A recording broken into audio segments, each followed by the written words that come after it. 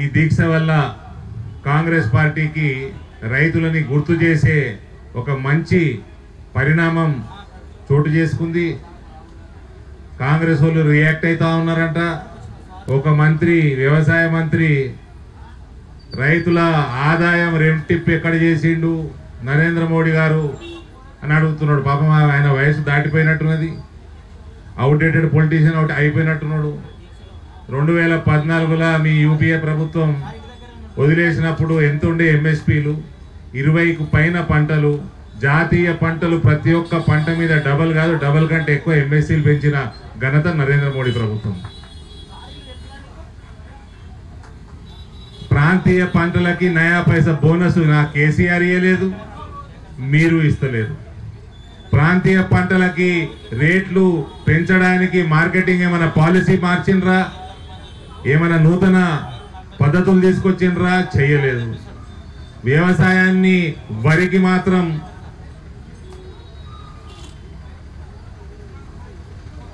అది ఇంకో రకంగా పోతుంది మీనింగ్.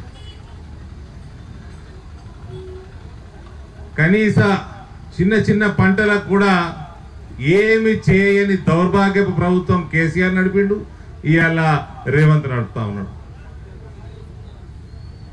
మీరు చేసిన వాగ్దానాలు, మీరు చేసిన హామీలు ఇవాళ పచ్చి మోసంగా మిగిలిపోయినాయి. భారతీయ జనతా పార్టీ ఇదే రకంగా మహేశ్వర్ రెడ్డి గారి నాయకత్వంలో, పార్టీ ఇతర నాయకుల నాయకత్వంలో రైతుల కోసం చేపడుతున్న ఈ పోరాటం ప్రతి జిల్లా కూడా విస్తరించాల్సిందిగా నేను కోరుతా ఉన్నాను. తప్పనిసరిగా ప్రతి జిల్లా కూడా ఇది విస్తరిస్తుంది. కాంగ్రెస్ వాళ్ళకే కాదన్నా, నువ్వు టీఆర్ఎస్ వాళ్ళకు కూడా రైతులు యాడ్ చేసినావు. ఇక హైడ్రా నిన్న కోర్టు ఏదో చివాట్లు పెట్టినట్టున్నది. ఆదివారం, శనివారం, ఆదివారం కూడా ఏమి ఆ 2 రోజుల్లోనే ఎందుకు కూల్చేస్తున్నారు? కోర్టు స్టేలు ఉన్నా కూడా మీరు కోర్టు ధిక్కారం చేస్తున్నారు. హైకోర్టు కూడా కూల్చేస్తారా? అనేక చివాట్లు రాష్ట్ర ప్రభుత్వానికి పెట్టింది కోర్టు.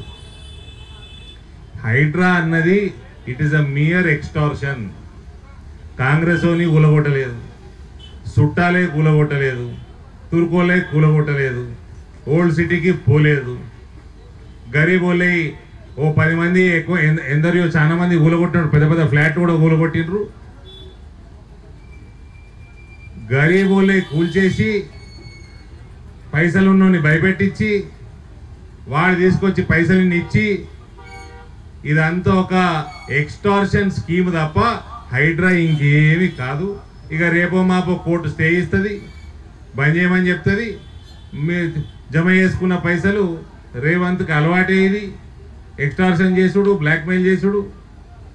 కాబట్టి హైడ్రా ఇస్ నథింగ్ బట్ అని ఎక్స్టార్షన్ ప్రోగ్రామ్. అది ఇప్పుడు దగ్గర పడ్డది. కోర్టు ఇంటర్ఫియరెన్స్ తోటి అతి తొందరలో బంద్ అవుతుంది, బంద్ కావాలి కూడా. ఎక్కడ లేని ప్రేమ మూసి మీద వస్తుంది వీళ్ళకి ఒకటేసారి. మూసి పక్కకున్నవాడికి ఇల్లు చూపెట్టినాక ఇల్లు గులగొట్టు, ఇల్లు ఇచ్చినాక గులగొట్టు. ఎఫ్టీఎల్ మీద పర్మిషన్లు ఇచ్చిన ఆఫీసర్లు ఎవరినన్నా నువ్వు ప్రాసిక్యూట్ చేసినవా? ఎవడి మీద కేసు వేసినవా? ఎవడి మీద సస్పెండ్ చేసినవా? గరీబోళ్ళ ఇల్లు కూలగొట్టుడు తప్ప ఇది ఏమీ కాదు. అది కూడా సంపన్నుల దగ్గర పైసలు వేసుకపోనీకే ఒక మంచి ఎక్స్టార్షన్ ప్రోగ్రాం రేవంత్ రెడ్డి గతి కొద్ది కాలంగా చేసి జేబులు నింపుకున్నాడు తప్ప ఇంకేమీ లేదండి. హైడ్రాలు సమాజానికి వనకొచ్చేది ఏమీ కాలేదు. మళ్ళీ రిపీట్ చేస్తున్నా, తుర్కోని ముట్టుకోలేదు, కాంగ్రెస్ వాడిని ముట్టుకోలేదు, చుట్టాలను ముట్టుకోలేదు. పాపం గరీబుడు బకరాయుడు రేవంత్ ప్రభుత్వం. ఇటు రైతులు, మహిళల్ని, యువతని, ఎన్ఆర్ఐల్ని వాళ్ళకి చేసిన వాగ్దానాలన్నీ తుంగలోకి దొక్కి వాళ్ళని మోసం చేసి ఇక్కడ హైడ్రా బూటకం మీద గరీబులకు మోసం చేసి జేబులు నింపుకున్నాడు తప్ప ఇంకేమి కూడా రేవంత్ ప్రభుత్వం గత 1 yearలో చేసింది నిలబెట్టింది ఏం లేదు.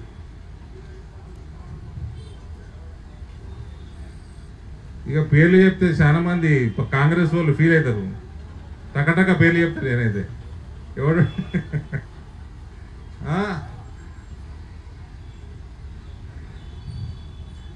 ఇట్లా ఎంత మోసం చేస్తారయ్యా? గరీబోళ్ళ గురించి ఆలోచన చేయండి. నిజంగా మా ప్రభుత్వంలో, బీజేపీ ప్రభుత్వంలో ఒక ప్రాంతీయ పంట పసుపు పంట దాని గురించి కొంచెం హోంవర్క్ చేస్తే 4-5 వేలకు అమ్మేది 2 సంవత్సరాల నుంచి 14-15 వేలకు అమ్ముతున్నారు రైతులు. కొంచెమన్నా పని చేయండి. మళ్ళా మోడీ రైతుల రెట్టింపు కంటే ఎక్కువ చేసిండయా. 20 పంటలు, 22-23 పంటలు జాతీయ పంటల మీద చేసిండు. గుజరాత్లో 20 ఏళ్ల కింద నువ్వేం రుణం ఇస్తున్నావు, నువ్వేం రుణం ఆపిస్తున్నావు, 20 ఏళ్ల కింద 5 లక్షల రూపాయల రుణం ఇచ్చిండు. ఇంట్రెస్ట్ ఫ్రీ రుణాలు ఇస్తుండే రైతులకి. 3 సంవత్సరాలలో 9,000 కోట్ల ఉన్న ఆదాయం, వ్యవసాయ ఆదాయం 2003లో 2006కు వచ్చేసరికి 36,000 కోట్లకు పెంచిండు గుజరాత్ ఆదాయం, వ్యవసాయ ఆదాయం. ఏదైనా హోంవర్క్ ఉంటుంది. కాళేశ్వరాలు కట్టలే, ఆడవాడు కట్టిండు కేసీఆర్, కాళేశ్వరం అని కట్టిండు.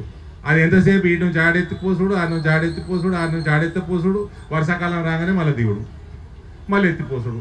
ఎత్తిపోసినాక 1 కిలోమీటర్ కెనాల్ కట్టలేదన్న. ఇక్కడ పంపులు, పంప్ హౌజులు, ఎత్తిపోసుడు. ఏడుకోవాలి, మళ్ళీ వర్షాకాలం రాగానే కిందికి రావాలి. 1 కిలోమీటర్ కెనాల్ కట్టలేదు, 1 ఎకరంకి అదనంగా నీళ్ళు అందియలేదు. వీళ్ళ పొద్దున్న లేస్తే ఈ పార్టీ కానీ ఆ పార్టీ కానీ పైసలు ఎట్లా సంపాదించాలి, కమిషన్లు ఎట్లా వేసుకపోవాలి, రైతులను ఎట్లా ముంచాలి, ఆర్థిక వ్యవస్థ ఏమన్నా కానీ నాశనం కానీ, మన జేబులు నిండాలి, లిక్కర్ స్కాములు చేయాలి, జైల్లో పడాలి. ఇది తప్ప ఒక ఛానల్ వాడు చూపించాడు. నేను కేసీఆర్ని మెచ్చుకున్నా. ఒక టైంలో ఉద్యమం చేసే టైంలో ఆంధ్ర నాయకులకు వ్యతిరేకంగా తెలంగాణ తెచ్చుడు పెద్ద పనే. అప్పుడు పులి ఉండే, పోరగాళ్ళు ఏబట్టి పిల్లైండి అన్న. అది కేసీఆర్ పులి అన్న చూపిస్తున్నాడు ఛానల్ వాడు. ఇంకోసారి అట్లా చేస్తే ఛానల్ పేరు కూడా చెప్తా. ఉన్న ఇంతో అంతో టీఆర్పీ కూడా వీక్తుంది.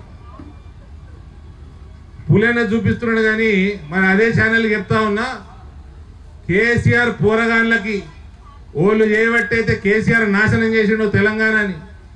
ఆ పోరగాళ్ళకి కుక్క కూడా ఓటేయదని చెప్పిన ఫ్యూచర్లో. మరి అది కూడా చూపెట్టుంది. కూడా ఓటేస్తారా అండి కేటీఆర్కి, కవితకి? అయిపోయా. కేసీఆర్ శకం ఒడిసింది.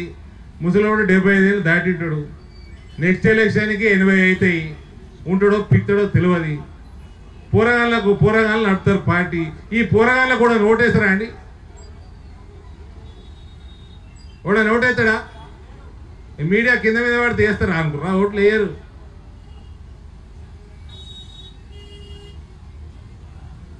కాబట్టి భారతీయ జనతా పార్టీయే మనకి ఏ సమాజంలో అటు రైతులు కానివ్వండి, యువత కానివ్వండి, మహిళలు కానివ్వండి. నేను మన ఎలక్షన్లో చెప్తా ఉన్నా,